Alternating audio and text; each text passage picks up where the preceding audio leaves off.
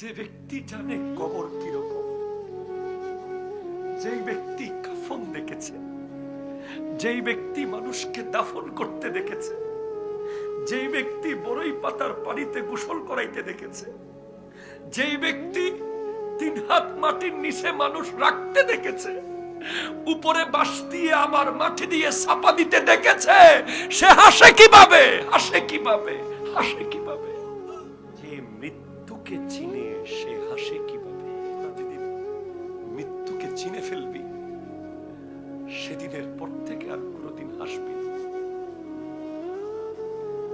আজকে আমার যুব সমাজের ভাইদেরকে আমরা কিভাবে বুঝালে, আমাদের বুঝানো সম্পর্কে আর কোনো অভিজ্ঞতা আমাদের নাই, কিভাবে বুঝালে তারা ঠাট্টা ছেড়ে দেবে, মজা ছেড়ে দেবে, মস্কারি ছেড়ে দেবে, হাসি ঠাট্টা, হাসি ঠাট্টা, হাসি ঠাট্টা,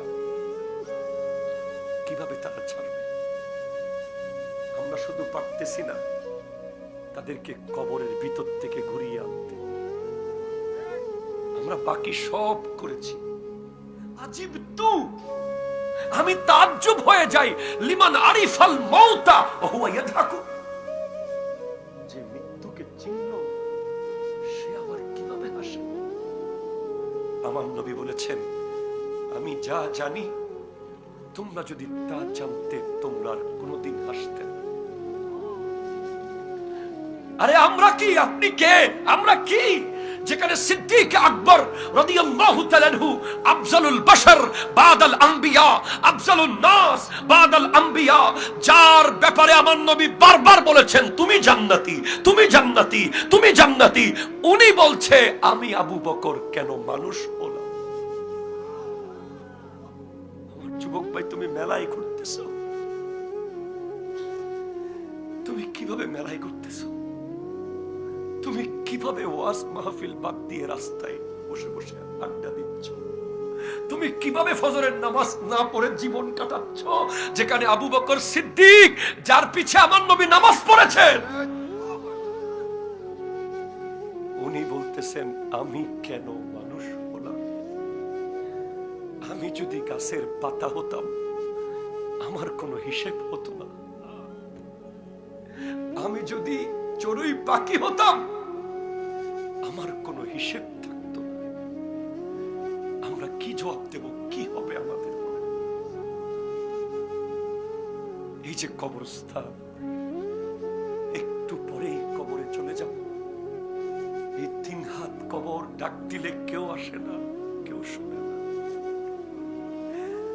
কেউ কথা বলে না। বাপ চলে গেছে, দাদা চলে গেছে, সবাই চলে গেছে। ওই কবরে যেতে হবে আমাদের। হযরত উসমান যুন্নুরাইন তো কবরস্থান দেখলেই কান্না করতেন, কবরস্থান দেখলেই কান্না করতেন। বলে আপনার সামনে আমার নবী এত হাসরের কথা বলেছে, জাহান্নামের আলোচনা করেছে, কাঁদেন নাই?